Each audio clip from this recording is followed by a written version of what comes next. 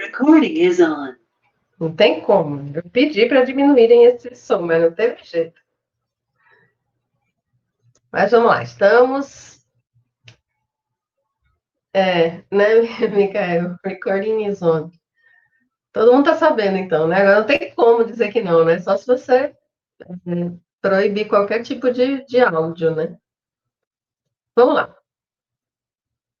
Então, relembrando, a gente está no contexto em que vai a nossa entrada, né?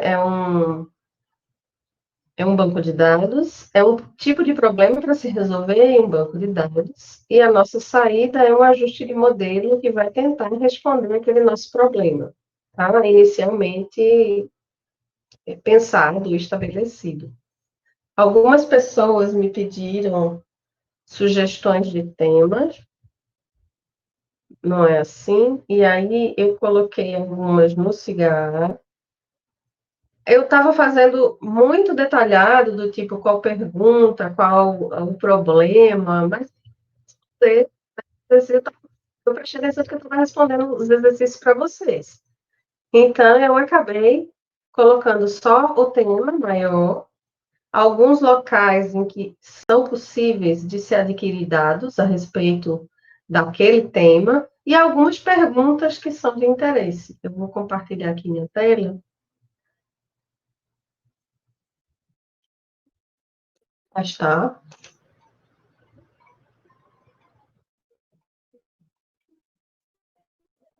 Eu descliquei, mas eu vou botar aqui. Ali. Lá estou eu. Pronto, estou ali no cantinho. Então, gente, aqui foi algumas sugestões de temas que eu coloquei, para quem não tiver ideia. Todos eles, se você perguntar assim, qual o melhor? Todos eles são pertinentes, todos eles vão ter problemas nas bases de dados, tá certo? E a gente já viu em algum momento positivo do tempo, para quem foi meu aluno principalmente, que o grande problema de qualquer tipo de análise é a base de dados, tá certo? Ou é a base de dados que tem muito bug, ou que tem algum problema que a gente só detecta na hora de análise. Então, a gente vai fazer um passo a passo de uma análise de dados para a gente tentar diminuir esses problemas iniciais, tá certo? Então, algumas sugestões que eu coloquei aqui de temas, por exemplo, de educação, tá certo? E daí pode ser trabalho e rendimento, pode ser outros temas que também usam esses mesmos dados que tem aqui nessas sugestões de base de dados, tá certo? Dados demográficos, dados de indicadores, dados de estrutura, infraestrutura. Então, todos esses bancos de dados, eles tanto suprem o tema educação, como suprem também o tema trabalho e rendimento, demografia, a infraestrutura do município, do estado, tá certo? O segundo tema que eu sugiro são jogos, esportes e loterias, tá certo?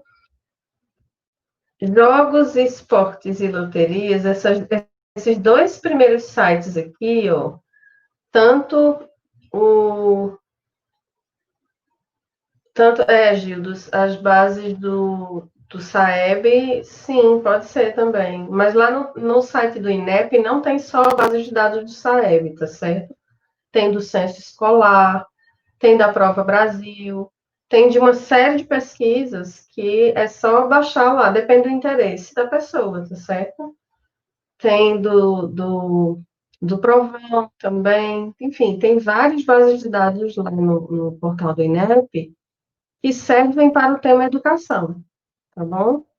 Claro que cada uma tem suas características, assim. Você teria que ver qual foi o questionário que foi aplicado. Se não tem um questionário, ela deve ter um banco de dicionários para dizer o que cada variável significa e quais as respostas possíveis que tem nessas variáveis, tá certo? Esse segundo aqui, gente, se vocês tiverem a curiosidade de acessar esses dois sites, tá certo? A Universidade do Futebol e o Soccer Wiki, Eles têm muitos dados de esportes, especialmente futebol, tá certo? Mas tem de outras temáticas também relacionadas ao esporte. Tem bases de dados muito legais. Tem bases de dados de posição de jogador, depende muito do interesse que vocês têm, tá certo? Tem bases históricas de times de futebol. Aí ele tem de times do Brasil e de times de seleção, né, dos países. Olha, esse Dados também é muito legal. O site da Caixa Econômica traz todo o histórico de números selecionados de Mega Sena por dia da semana. E aí você pode, de repente, ter um interesse. Será que os números das loterias são correlacionados, né? Será que se eu selecionar, se eu for olhar os resultados da Mega Sena e da, sei lá, Lotofácil na mesma semana, eles têm correlação, que sai um, sai no outro? Enfim, aí a pergunta, gente, eu acho que tem que ser muito pessoal, tá? Mas existem diversas perguntas que eu posso responder trabalhando com essas bases, tá bom? Compra e venda online. É claro que aqui são sites de compras, tá certo? Sites de credit scoring. Eles não têm uma base de dados formal, mas existem hoje diversas ferramentas que fazem com que vocês possam selecionar essas informações diretamente do site. Existem ferramentas, inclusive no R, no Python, como é o nome? No Anaconda, que a gente consegue extrair informação de site, tanto de redes sociais, tá certo? Como de sites de compra e venda online. Se vocês têm interesse, Mercado Livre também, eu não botei, mas tem. Se vocês têm interesse em modelar, existem hoje determinados tipos de bibliotecas e funções de ferramentas de análise de dados que permitem capturar esses dados de forma automática, tá certo? Claro que para os sites comerciais eles têm uma certa limitação. Eu acho que são 500 mil registros, se não me engano. Mas já é alguma coisa. A gente aqui não é para modelar, para entregar para os donos, né, para vender nossos produtos. A gente está aqui para aprender, e aí sim tentar adquirir um conhecimento para depois vender os nossos produtos, tá certo? Outra sugestão seriam os dados de Covid-19, que tem a rodo na internet. Vou até desformatar isso aqui. Tem muita informação de Covid-19. Se vocês quiserem fazer qualquer tipo de análise, vale a pena, porque são dados super recentes, são dados que, apesar de terem sido trabalhados de uma forma pouco controlada, mas eles ainda têm substancialmente informação que não foi extraída na sua totalidade. Por exemplo, se vocês conseguirem, e aqui a gente tem disponível isso, aqui pelo menos para o Rio Grande do Norte, óbitos por sexo, por exemplo, quanto foi o maior percentual de óbitos? Foi do sexo masculino ou feminino? Será que isso influencia? Será que as datas de feriado influenciam nos números subsequentes de óbitos? A gente sabe que tem um gap, que é justamente entre a contaminação e óbito, mas será que isso, essa janela que tem aqui para o Rio Grande do Norte, ela é a mesma de outros estados? Tá bom? Então, enfim, perguntas tem a rodo. Não só de óbitos, mas de cura também. A gente tem visto muito essas análises do ponto de vista do óbito e poucas do ponto de vista da cura, o que também é em aberto, tá certo? Bom, essas são algumas sugestões, tem outras, tem várias coisas que são legais para a gente estudar, mas essas são algumas das sugestões que eu coloquei já com possibilidade de local para extrair base de dados, e de perguntas, algumas perguntas, tá certo? E aí vocês formulam o problema, as hipóteses em cima dessas perguntas ou dessas temáticas. Se vocês quiserem outra, na mesma linha, tá? Para quem não tem muita ideia do que fazer, minha sugestão, procurem dados de repositório, tá certo? UCI Learning, Machine Learning Repository, está aqui. Ele é um site que tem bases de dados tradicionais, já foram trabalhadas com muito detalhe, já foram corrigidas, recorrigidas, colocadas com erro, tendenciosos, com erros programados para virar dados de ensino, mas tem muita coisa ali que é legal, tá? Muito tema que é legal. Tem um outro também, é o Kaggle. Também tem bastante base de dados interessantes e acho que para quem não tem assim, uma ideia do que fazer e queira algo mais controlado do ponto de vista de não ter muito problema, vale a pena tentar um repositório, tá certo? É só uma dica que eu dou para vocês. Outra coisa é o portal de dados abertos da UFRN. A UFRN lançou esse portal de dados abertos, tem muita informação lá. Todo mundo que trabalhou com esse portal de dados abertos, eles são vulgados, mas são excelentes para a gente aprender como trabalhar com dados, e principalmente como trabalhar com modelagem de dados, tá certo? Para quem já trabalhou, sabe que eles não são fáceis de se lidar, eles têm vários bugs, mas a universidade não se conhece.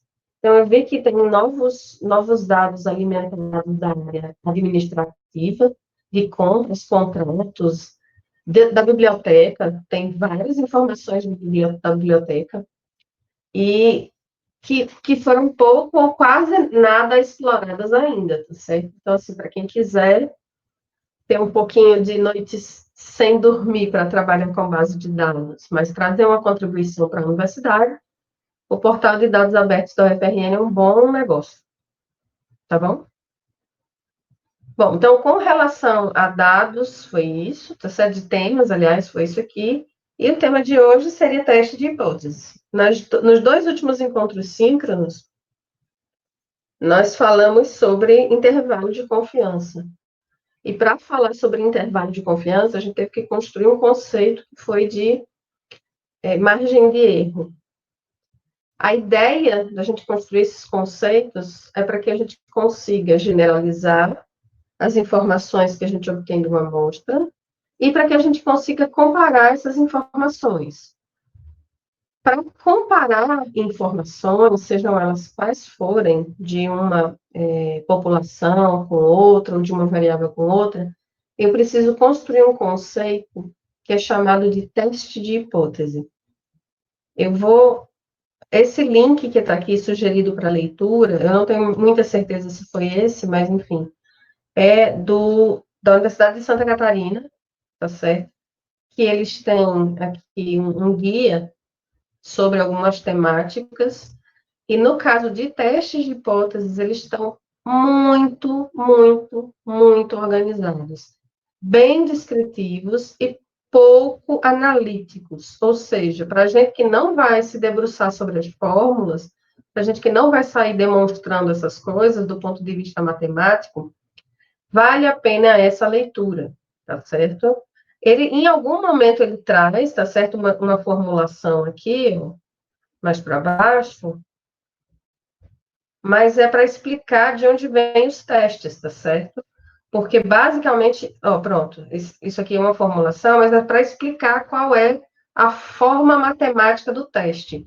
No geral, ele vai explicar tudo o que acontece sobre teste de hipóteses, tá certo?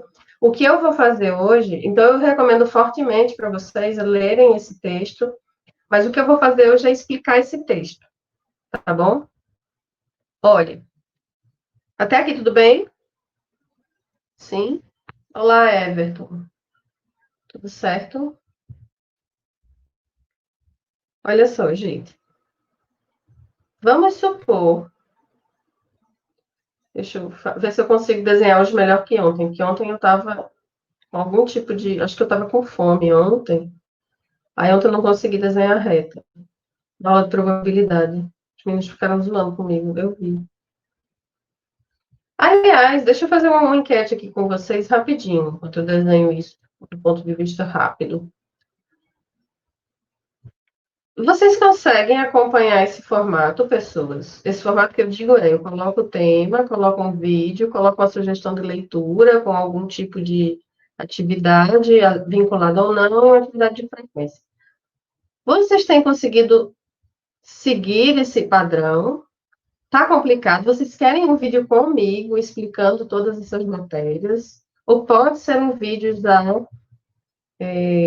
já estabelecido na literatura não, mas assim, já é um vídeo divulgado previamente que contém um conteúdo que às vezes é dado em 10 minutos, 15 minutos, é só o básico que a gente precisa. Vocês estão conseguindo seguir essa forma? Alguém tem algum comentário acerca disso? Não? Todos calados.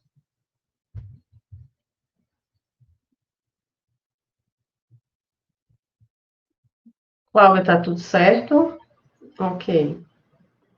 Mas alguém quer dar um feedback? Tá tranquilo, Rosângela? Obrigada. É porque tem pessoas, tem alunos que não se adaptaram em probabilidade e querem que eu grave todos os vídeos da matéria de probabilidades. Enfim, se existe um professor que ele fala do assunto em 10 minutos, por que eu vou levar 40 minutos para falar do assunto? É só um ponto de vista, mas enfim, se ficar decidido, até fato, não tem problema nenhum. Ok? Vamos lá. Olha lá. Vamos supor, gente, que eu tenha. Deixa eu aumentar aqui esse bichinho. Ops. Eu tenha duas variáveis, tá certo? Que estão na minha base de dados. Talvez renda e anos de estudo, tá certo? Que é algo que a gente conhece, e quanto maior o número de anos de estudo, proporcionalmente maior a renda deveria ser. Vai tirar Então, vamos supor que eu tenha essa situação aqui, gente. E o meu objetivo com a modelagem de dados, a modelagem estatística de dados, é a gente ajustar uma função matemática para que a gente consiga obter informações acerca desse grupo de dados e poder, de repente, estimar para outras unidades que não estejam aqui. E aí eu vou fazer o seguinte, eu vou colocar uma reta aqui, tá certo? Uma reta vermelha, e vou colocar uma outra reta azul. Intencionalmente diferente, para que vocês entendam do que eu vou falar. Olha só. Qual é a diferença fundamental entre essas duas retas? Alguém pode me dizer?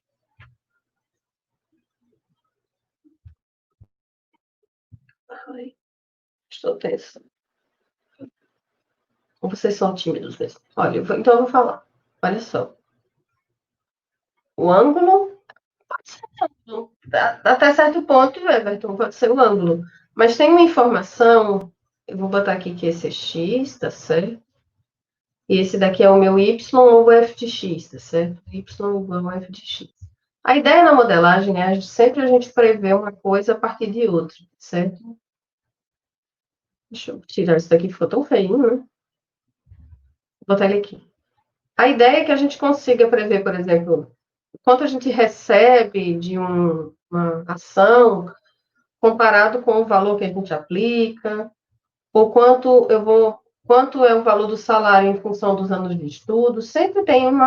Na modelagem, sempre tem uma variável resposta, que é definida como resposta, e o restante pode ser explicativo, tá certo? Pelo menos uma.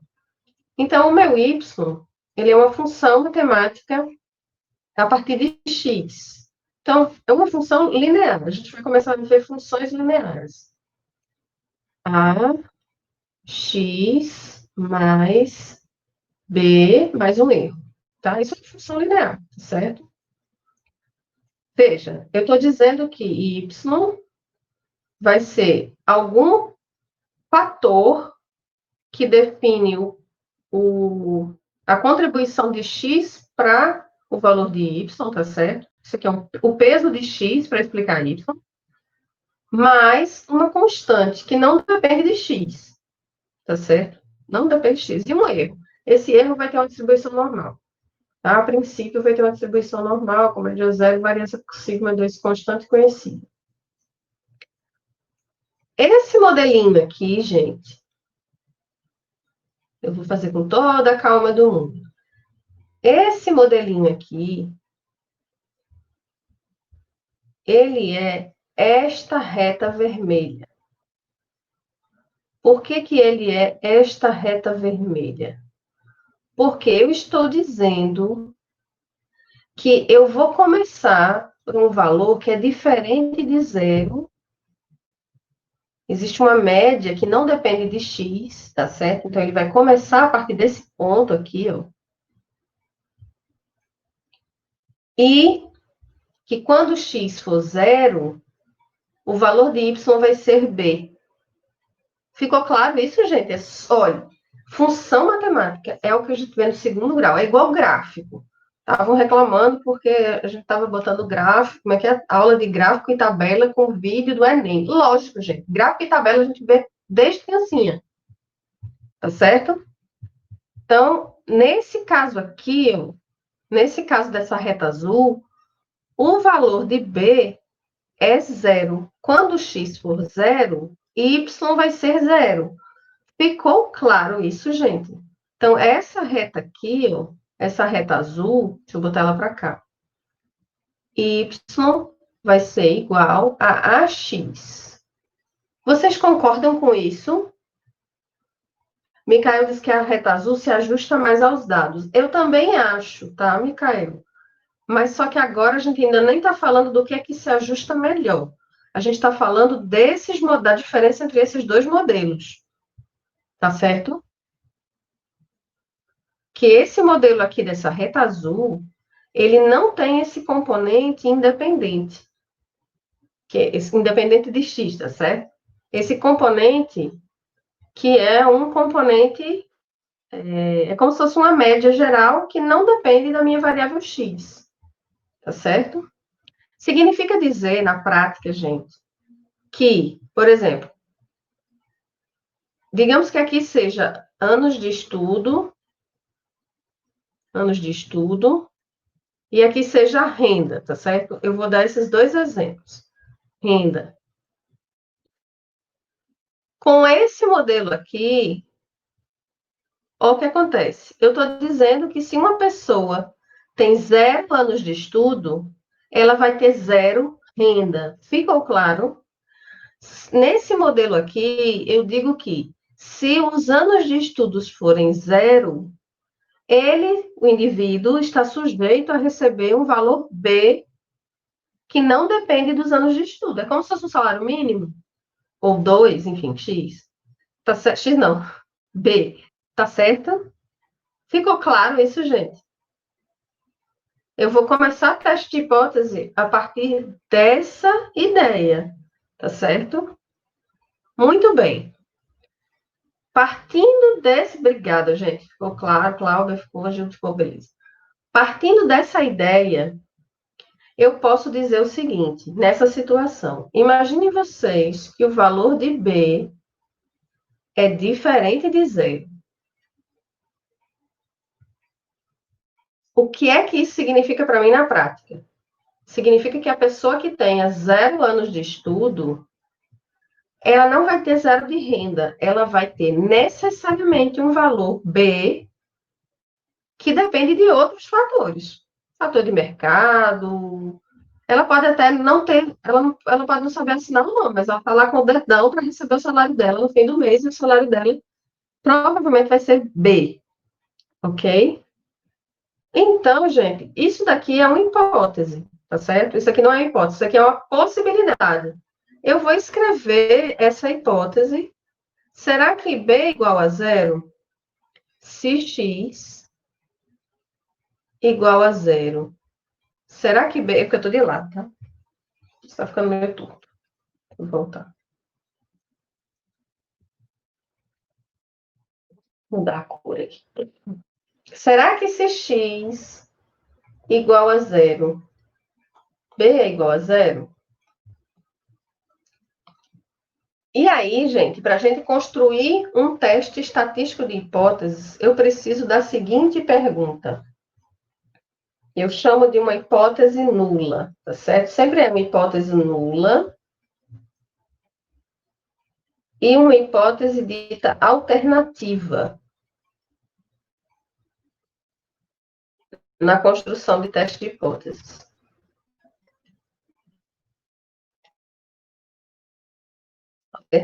alternativa, linha, enfim, oposta, tá? Tem uma série de nomes para isso, mas em geral é H0 e HA. Tem um que na época da faculdade eles diziam que era H'. Não sei por que a professora dizia isso, mas enfim, dizia, vamos só H0 e H'. Enfim, a gente trabalha com alternativa, tá certo? Eu vou construir agora esse raciocínio usando os dados. Será que a pessoa que tem anos de estudo zero, ela vai ter um salário zero? Isso significa dizer que esse valor aqui tem que ser zero para a hipótese valer. Então, eu vou traduzir isso num teste matemático, num teste estatístico, tá certo? Do ponto de vista da formulação com o ponto de vista matemático. Então, a minha hipótese nula vai ser todas as pessoas que têm anos de estudo zero vão ter renda zero. Ponto final. Então, isso daqui é a construção de uma hipótese estatística baseado numa suposição que eu fiz acerca dos meus dados. Qual é a hipótese alternativa? Significa que é diferente de zero. Ou seja, existe, sim, uma renda associada à pessoa, mesmo que ela não tenha anos de estudo. Ficou claro, gente, isso? Esse passo de transformar uma pergunta sobre os dados para essa formulação estatística não é trivial. Adoro essa frase. Não é trivial. Por quê? Porque a gente precisa usar abstração para poder considerar parâmetros. Isso aqui é um parâmetro, tá certo? O parâmetro é uma informação que eu vou calcular dos meus dados, do ponto de vista estatístico. Nesse caso aqui, eu consegui explicar para vocês que, nesse contexto, eu vou testar esse valor de B. Por quê? Porque ele é o valor que diz para mim o quanto eu vou ter de acréscimo ou não na renda se eu não tiver anos de estudo. Professor, eu posso fazer isso com o valor de A? Pode. Vamos fazer com o valor de A? Deixa eu mudar aqui a cor da caneta. Vou fazer com marrom. Se A for zero, o que acontece com a renda da pessoa? Se a contribuição de anos de estudo for zero, eu estou dizendo que a renda da pessoa independe do quanto ela estudou. Ela vai ser um valor fixo e uniforme. Tá certo? Então, aqui eu vou criar a seguinte hipótese. Será que anos de estudo não faz a menor diferença na vida da pessoa para recebimento de renda? Se não faz diferença, significa que o valor dele some do modelo. Ou seja, esse A vai ser igual a zero. E qual que é a minha alternativa? Não, pelo contrário. O valor de anos de estudo faz total diferença no quanto você recebe de salário. Ok? Então, assim, no geral, a tradução de uma hipótese, de uma pergunta na vida real, para a vida estatística, tá certo? Para a modelagem estatística, para a inferência estatística, é feita através dessa ponte, o teste de hipóteses, tá certo? Esse é o fundamento filosófico do teste de hipóteses. E aí, gente, eu tenho uma variabilidade de formas de construir testes de hipótese. Eu tenho mais uma outra variabilidade imensa de maneiras de construir formas de comparar essas duas retas. Pode ser duas, pode ser três, pode ser 1000, tá bom? Esse texto aqui da Universidade Federal de Santa Catarina, ele traz alguns exemplos e traz alguns elementos matemáticos para que a gente consiga compreender essa questão de você traduzir a informação do ponto de vista da prática para uma tradução do ponto de vista estatístico, tá certo? Então, ele começa dizendo que eu tenho alguns parâmetros. Olha, ele diz o seguinte: ele fala de suposições ou conjecturas, que foi isso que eu comecei a falar para vocês aqui com relação a esse exemplo. É uma conjectura, é uma suposição. Será que anos de estudo não faz a menor diferença no salário da pessoa? Então, isso é uma suposição, isso é uma conjectura. E aí, como que eu vou conseguir traduzir essas suposições para o campo da estatística, tá certo? E aí, gente, ele vai falar aqui, tá certo, das hipóteses. Para a gente construir uma hipótese, a gente precisa definir três coisas importantes, que a gente viu lá no encontro síncrono de terça-feira. Primeiro, foram os tipos de erro. Lembra que eu falei de tipo de erro? Erro tipo 1 e erro tipo 2. À medida em que eu estou comparando essas distribuições, eu posso aumentar um tipo de erro e mascarar o outro, tá certo? Lembra que eu falei de tipos de erro, que eu falei no finalzinho já, né, do encontro síncrono de terça-feira? Pronto. Esse daqui, esse tipo de erro, ele forma essa tabela que chama de tabela de decisão. A gente encontra isso no aprendizado de máquina, como a tabela de confusão, matriz de confusão. A gente encontra isso como matriz de classificação, ou matriz de confiabilidade. A gente encontra isso como vários nomes.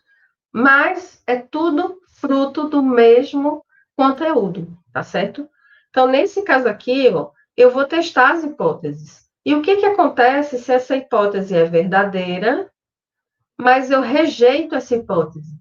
É aquela questão. Bom, eu tô doente, faço o teste deu negativo. Então, eu vou cometer um erro chamado de tipo 1, que eu expliquei para vocês no encontro de terça-feira. Agora, e se a hipótese nula é falsa e eu não rejeito? Ou seja, eu não estou doente e o, o teste deu que eu estou doente. Então, é um erro do tipo 2, tá certo? A ideia sempre é a gente minimizar o erro que causa mais prejuízo para a gente. Ah, professor, como é que eu faço isso? A gente vai ver que nos ajustes dos modelos, a gente só vai especificar isso com um parâmetro. Em geral, é o nível de confiança ou o nível de significância do teste de hipóteses. 95%, 99%. Quando a gente caracteriza um, automaticamente a gente define o outro. Bom, e aqui eu estou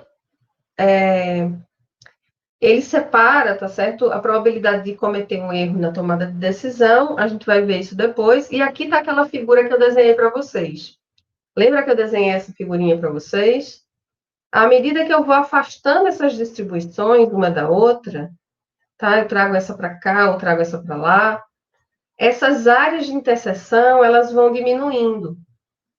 Então, quanto mais afastadas forem essas distribuições, ou seja, de eu realmente ter um.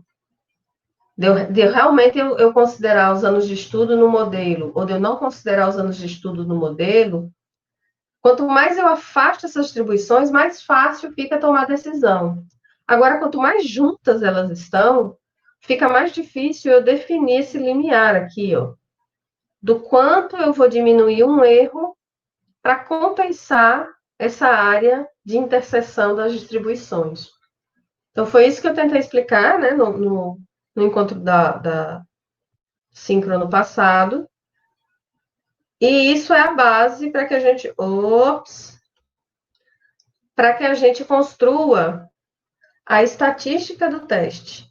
Nessa página aqui, gente, eu tenho alguns códigos para a gente executar, para a gente executar em R, tá certo?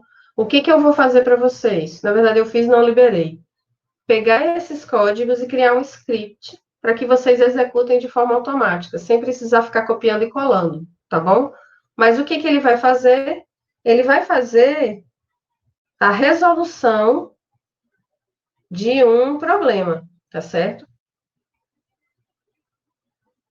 Ele tem duas populações, está comparando duas populações e criando os testes de hipóteses para essas duas populações.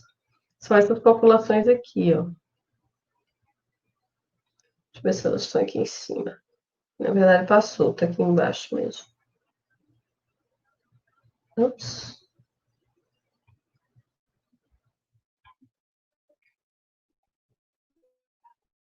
Ah, tem um histórico ali que é bem legal. Não é esse não. É um que fala sobre duas populações. Deixa eu ver se você está por aqui.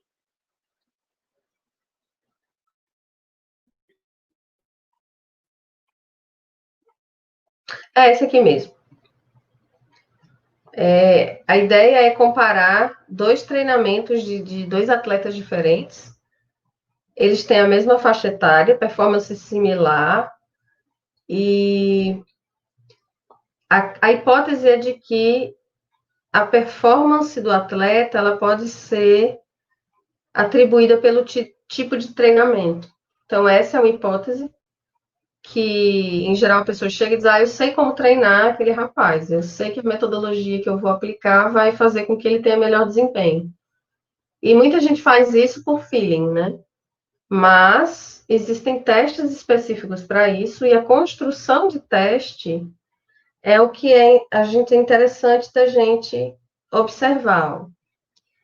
A hipótese nula dele é de que não existe diferença na performance dos dois atletas treinados com treinamento A ou com treinamento B.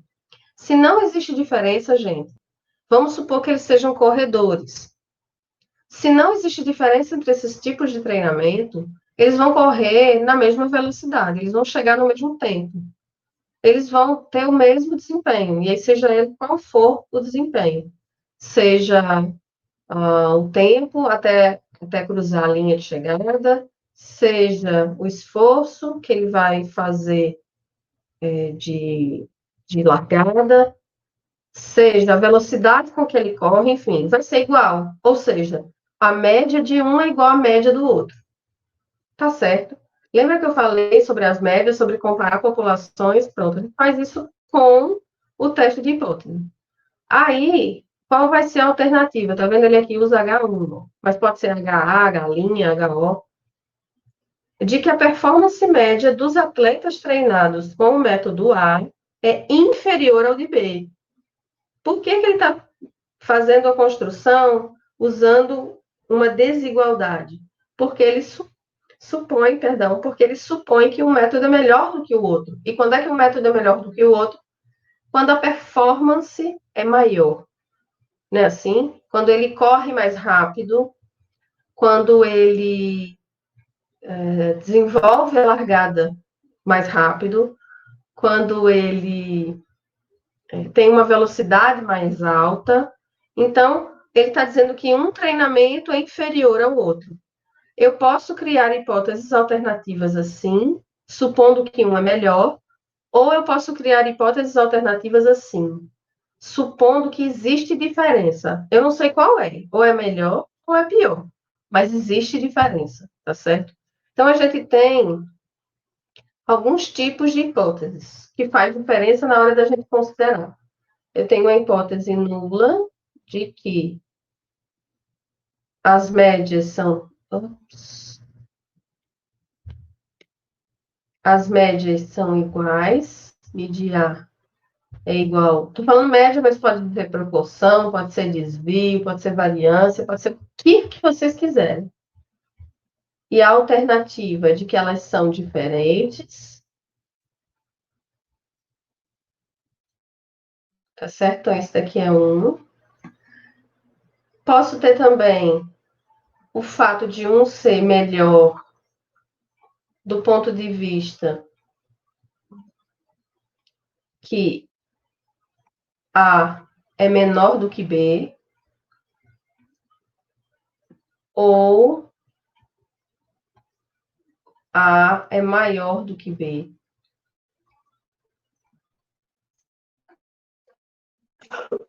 vai fazer? O que vai implicar isso aqui, gente? Vai implicar assim, ó. Deixa eu mostrar essa figura aqui, ó.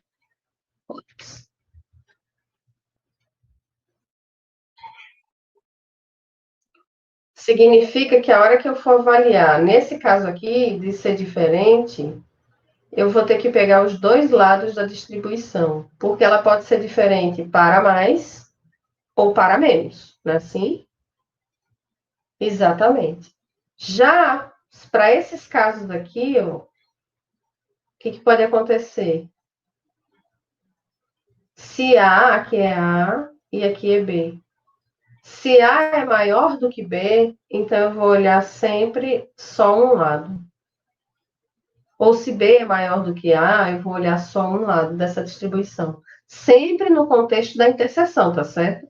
É claro que se for para menor, lógico. Se eu tiver colocar isso aqui, elas são diferentes mesmo. Mas é sempre no contexto da área de interseção que essas coisas aqui valem, tá certo? Sempre é nesse contexto. Então, se eu estou dizendo que A é maior do que B, eu vou avaliar o que acontece nessa direção, nessa regiãozinha aqui. Se um é maior do que o outro, ou se o outro é maior do que um, né? Então, elas vão estar nessa regiãozinha aqui, ó. E aí, eu não sei quem é que pertence à distribuição de A e quem é que pertence à distribuição de B, tá certo? Por isso que eu tomo decisão fazendo algumas contas. E aí, contas, tem conta a rodo. Aqui é só é é um script, tá certo? Um pedaço do script para fazer esse gráfico, tá certo? Aqui a gente coloca suposições de média, tá certo? Aqui tem um deles é a média 12, o outro é a média 13. E aí o quanto que isso tem de interseção, tá certo? Dependendo, logicamente, do grau de confiança que eu queira. Aqui eu tenho alguns valores, tá certo? Que ele faz como simulação, tá aqui o código, tá? Eu vou separar esses scripts para vocês, deixar separadinho. Pronto. Aí quando chega aqui, eu vou comparar alguma coisa. Gente, não se preocupem com essas fórmulas. Ninguém vai lhe perguntar na vida de vocês como é que se escreve ou como é que se prova uma fórmula dessa. Elas, em geral, vão estar implementadas num programa. Seja ele Python, seja ele R, seja ele SAS, seja ele estatística, C++, o que for. Vai ter Excel, inclusive. Vai ter um teste estatístico sempre implementado. Quais são as distribuições de referência nesses testes? Ou são Q quadrado, nesse caso aqui é Q quadrado, ou são distribuições normais, ou são distribuições T, ou distribuições F. São esses quatro tipos aqui. Quando é que eu uso cada um? A gente vai ver quando rodar um modelo que tem essas quatro situações. Qual é a diferença básica? É quando eu conheço a variância ou quando eu tenho tamanhos de amostras grandes. Como a gente não tem hoje em dia tamanhos de amostras muito pequenos, com 30, 20 observações, quase sempre a gente vai usar as distribuições de referência que são maiores. O que é maior? F, Q quadrado e normal. Então, a gente raramente vai usar a distribuição T nesse mundo de Big Data. É muito raro a gente usar a distribuição T, o teste T de Student. Aqui ele vai fazer um teste T de Student, provavelmente porque ele já conhece alguma variabilidade, tá certo? Então, a gente vai ver esses casos no nosso próximo encontro, tá certo? Aqui, ó, todo o esquema daquilo que eu expliquei na aula passada. É o quanto o p-valor aí é a probabilidade de eu estar dentro da distribuição de referência ou fora. Se vocês se lembrarem do que eu falei no encontro passado, tudo é estabelecido pelo nosso nível de confiança. Nesse caso aqui, ó, é 95%. E aqui eu estou deixando a possibilidade de erro para 5%. Quase tudo vai ser assim. Ok? E aí tem algumas situações, tá certo? Que são o que a gente chama de suposições do nosso modelo. A gente vai ver cada um deles, como é que a gente aplica cada um deles, tá certo? Mas a gente não vai chegar a formular fazer essas formulações. Isso a gente vai ter automático. A gente vai ter sempre algo assim, ó. Tá certo? Que é o nosso objetivo, ter sempre algo assim. E aqui estão algumas distribuições de referência para alguns testes. O comportamento deles. O que é importante saber aqui? É o quanto essas distribuições mudam o comportamento à medida que eu aumento a base de dados, à medida que eu faço uma inversão no teste, tá certo? O que é uma inversão no teste? É isso aqui, ó. Aqui eu estou considerando o desempenho de A pior do que o desempenho de B, tá certo? Mas eu posso inverter esse teste aqui. Eu posso dizer que A vai melhor do que B. E aí, quando eu vou inverter essa desigualdade, eu vou ter outro comportamento aqui, ó. Eu vou ter comportamentos diferentes aqui. Tá certo? Olha, aqui é um outro caso, dele ser diferente. Em geral, a gente usa sempre dele ser diferente também. Quer dizer, às vezes não faz sentido. Ficou claro, gente? Perguntas, dúvidas até aqui, para ninguém morrer do susto?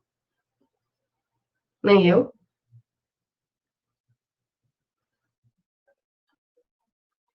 Cri, cri, cri, cri. Deixa eu ver.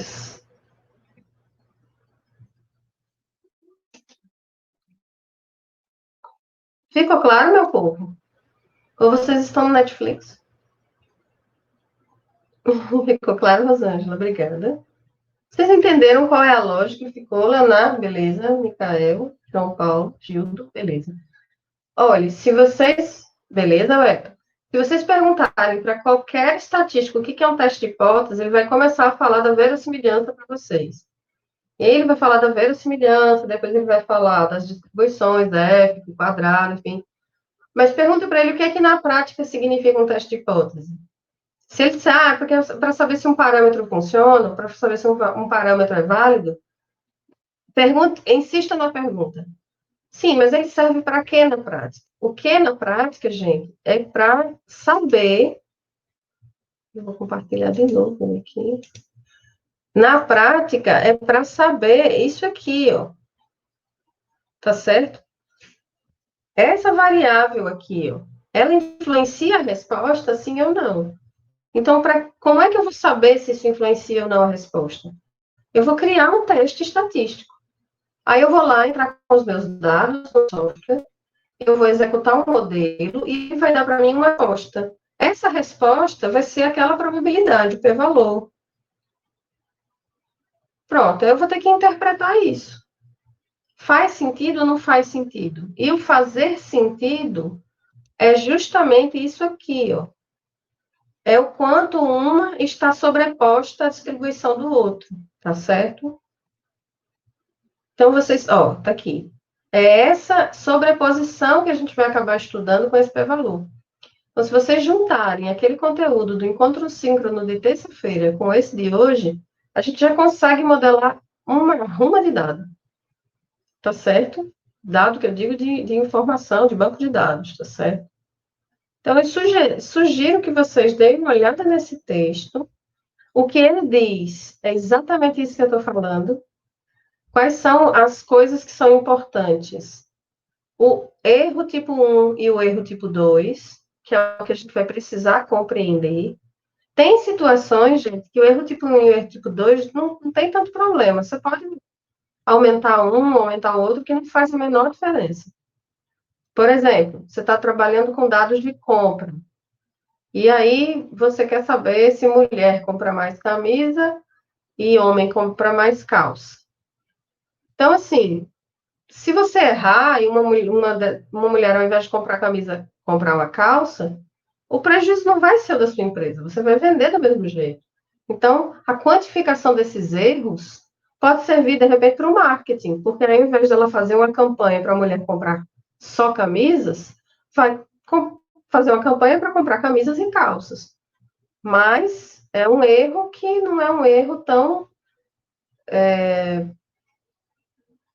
sensível quanto o fato de você for detectado com uma doença e o teste dizer que não, né? Ou você não ter essa doença e o teste deu positivo, tá certo? Então, assim, são erros, lógico, tem um custo, cada um deles. Mas isso é que é o fundamental da gente compreender, tá certo? Então, quais são os temas dos próximos capítulos? A gente vai trabalhar com a base de dados, eu vou colocar 2 guias para vocês, me cobrem, não me cobrem, que eu sei que eu tenho que fazer, vou fazer, para vocês começarem a trabalhar com a base de dados de vocês, tá certo? Eu vou colocar um guia igual foi aquele do tema, problema, vou fazer igualzinho, tá? Para vocês seguirem exatamente os mesmos passos, lógico, com um foco um pouco diferente, um pouco avançado, né? Por exemplo, você pegou a base de dados, qual o número de observações que ela tem? Qual o número de variáveis? Ela tem dicionário? Ela tem algum tipo de outlier? O que é outlier? É um valor que está fora daquele contexto, tá certo? Então, é isso daí que eu vou deixar como guia para vocês e vou deixar as instruções para que vocês façam. Tudo bem?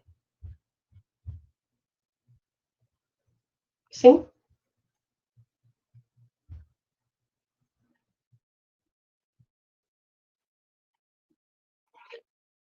Obrigada, Micael. Obrigada, Jefferson.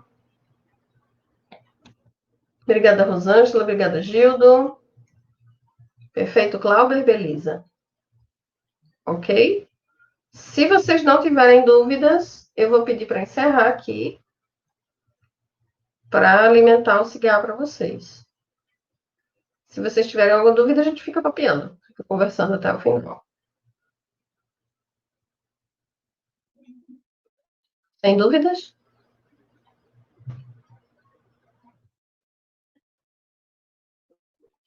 Não? Então, eu vou interromper a gravação, tá certo?